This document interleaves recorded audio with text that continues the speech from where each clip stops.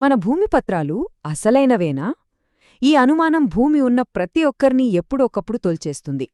మరీ ముఖ్యంగా ఈ డిజిటల్ రోజుల్లో ఆన్లైన్లో కనిపించే రికార్డులు ఎంతవరకు నమ్మాలి? తెలంగాణ కొత్త భూచట్టం ఈ ప్రశ్నకొక సమాధానమిస్తున్నా, దాంతోపాటే కొన్ని కొత్త ప్రమాదాల్ని కూడా మోసుకొచ్చింది. మరి ఈ లాభనష్టాలేంటో ఈ విశ్లేషణలో వివరంగా చూద్దాం. సరే, సూటిగా అడుగుతున్నా, ఆన్లైన్లో కనిపిస్తున్న మీ భూమి రికార్డ్ నిజమైనదేనా? దీనికి సమాధానం అవును అనో కాదు అనో అంత సింపుల్గా చెప్పలేం. ఎందుకంటారా? రండి చూద్దాం. ఈ మొత్తం సమస్యను మనం రామయ్య అనే ఒక రైతు దృష్టితో చూద్దాం. పాపం, ఒకప్పుడు తన భూమి కాగితాల కోసం ఆఫీసుల చుట్టూ చెప్పులరిగిలా తిరిగేవాడు. నెలలు పట్టేవి. ఇప్పుడో అవే రికార్డులు ఒక్క క్లిక్తో క్షణాల్లో చేతికొస్తున్నాయి. ఎంత బాగుంది కదా! కానీ ఈ సౌలభ్యం వెనకాలే ఒక కొత్త రకం ప్రమాదం పొంచియుంది. అసలు ఈ కొత్త చట్టం ఎందుకంత అవసరమో తెలియాలంటే మనం కాసేపు రామయ్య పాత రోజుల్లోకి వెళ్ళాలి. ఆ రోజుల్లో ఆ సిస్టం ఎంత తలనొప్పిగా ఉండేదో ఒక్కసారి గుర్తు చేసుకుందాం. అప్పటి వ్యవస్థ అచ్చం ఒక చిట్టెడవిలాంటిది. రికార్డులు చూసుకోవాలంటే ఆఫీస్కి వెళ్లాల్సిందే. ఒకవేళ కాపీ కావాలంటే దరఖాస్తులు పెట్టాలి, మళ్ళీ ఫాలో అప్ చేయాలి. ఇక మధ్యలో అధికారులు, దళారుల ప్రమేయం గురించి చెప్పక్కర్లేదు. దీంతో ఆలస్యం, అవినీతి అనేవి సర్వసాధారణంగా ఉండేవి. అయితే ఈ చిట్టెడవిని ఛేదించడానికే వచ్చింది కొత్త భూభారతీ చట్టం. అందులోనూ సెక్షన్ 12 అనేది రామయ్యలాంటివాళ్ల చేతికి ఒక పవర్ఫుల్ ఆయుధాన్నిచ్చింది. అదేంటంటే, మన భూ రికార్డుల ప్రయాణం చూస్తే 1971లో అంత ఆఫీసులకే పరిమితం. చాలా కష్టంగా ఉండేది. ఇక 2020లో ధరణి వచ్చాక రికార్డులు ఆన్లైన్లోకొచ్చాయి, కాని వాటిని పొందే హక్కు మీద ఒక స్పష్టత లేదు. ఇప్పుడు భూభారతి చట్టంలోని సెక్షన్ 12 ఆన్లైన్లో రికార్డులు చూసుకోవడాన్ని, సర్టిఫైడ్ కాపీలు తీసుకోవడాన్ని ఒక చట్టబద్ధమైన హక్కుగా మార్చేసింది. ఇంతకీ ఈ సెక్షన్ 12 అంటే ఏంటి? సింపుల్గా చెప్పాలంటే ఇది 2 విషయాలు ఖచ్చితంగా జరగాలని చెప్తోంది.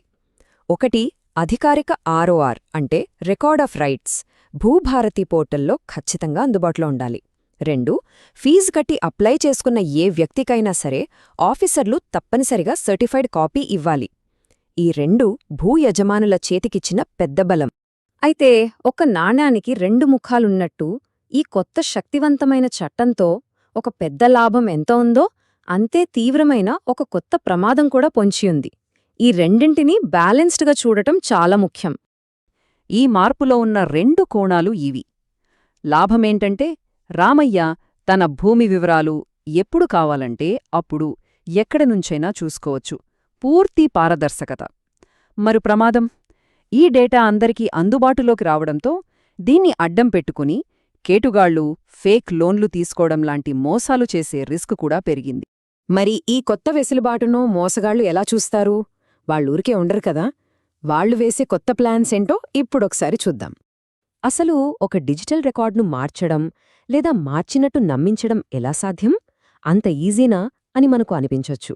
కాని వాళ్లు ఎలా చేస్తారో చూస్తే ఆశ్చర్యపోతాం. సాధారణంగా ఒక డిజిటల్ మోసం ఇలాగే జరుగుతుంది. మొదట మోసగాళ్లు ఆన్లైన్ రికార్డులో భూమి విస్తీర్ణం లాంటి ఒక చిన్న మార్పు చేస్తారు. తర్వాత ఆ మార్చిన కాపీని మన ముందు పెట్టి ఇదే లేటెస్ట్ అఫీషియల్ రికార్డ్ అని నమ్మిస్తారు. ఆ నకిలీ ప్రూఫ్తో మనపై లోన్ కోసమో అమ్మకం కోసమో ఒత్తిడి తెస్తారు.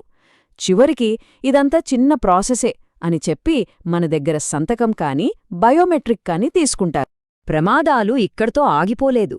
చూడ్టానికే అచ్చం ప్రభుత్వ వెబ్సైట్లాగే ఉండే నకిలీ లింకులు, ఫేక్ పీడీఎఫ్ డాక్యుమెంట్లు సృష్టించడం, సర్టిఫైడ్ కాపీ ఇప్పిస్తామని చెప్పి దళారులు లంచాలు డిమాండ్ చేయడం, లేదా మీ రికార్డులో ఉన్న చిన్న పొరపాటును అడ్డం పెట్టుకుని కోర్టులో ప్రత్యర్థులు ఇబ్బంది పెట్టడం, ఇలాంటి ఉచ్చులు కూడా ఉన్నాయి. ఇప్పటిదాకా సమస్యల గురించి, భయాల గురించి చూశాం. ఇక చాలు, ఇప్పుడు పరిష్కారాల వైపు వెళదాం. ఈ డిజిటల్ మోసాల నుంచి మనల్ని మనం ఎలా కాపాడుకోవాలి? మన చేతుల్లోనే ఉన్న రక్షణ కవచం ఏంటో ఇప్పుడు చూద్దాం. సరే, ఏదో మోసం జరిగిందని అనుమానం వచ్చింది. ఆ టెన్షన్లో ఏం చెయ్యాలో తోచదు.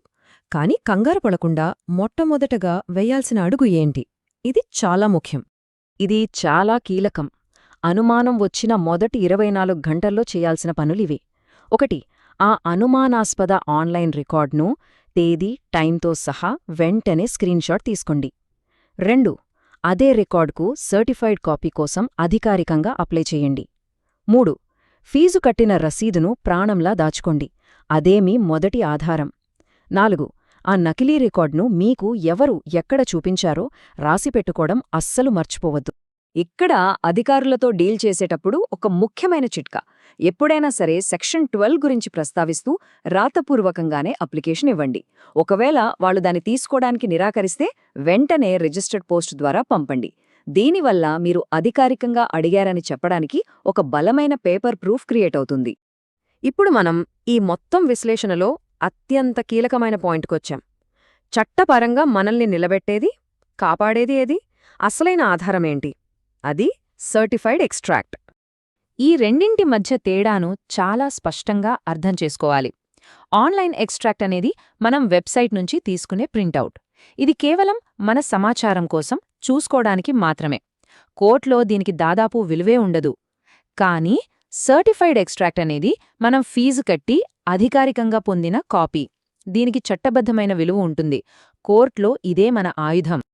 ఒక్క విషయం గుర్తుంచుకోండి, ఈ సర్టిఫైడ్ ఎక్స్ట్రాక్ట్ అనేది మన ఇంటి పునాది లాంటిది. ఈ ఒక్క పత్రం మన చేతిలో ఉంటేనే చట్టంలో ఉన్న అపీల్, రివిజన్ లాంటి మిగతా మార్గాలను మనం వాడుకోగలం. ఇది కేవలం ఒక కాగితం కాదు, మిగతా చట్టపరమైన పరిష్కారాలన్నింటినీ తెరిచే ఒక తాళంచెవి. చివరిగా ఈ ఒక్క వాక్యాన్ని మాత్రం ఎప్పటికీ మర్చిపోవద్దు. ఆన్లైన్లో చూసిన కాగితాన్ని నమ్మొద్దు. సర్టిఫైడ్ ఎక్స్ట్రాక్ట్ చేతిలో లేకపోతే కోర్టులో బలహీనమే. మీ భూమికి అసలైన రక్షణ కవచం ఆన్లైన్ ప్రింటౌట్ కాదు, ప్రభుత్వం ముద్ర ఉన్న అధికారిక సర్టిఫైడ్ కాపీ మాత్రమే.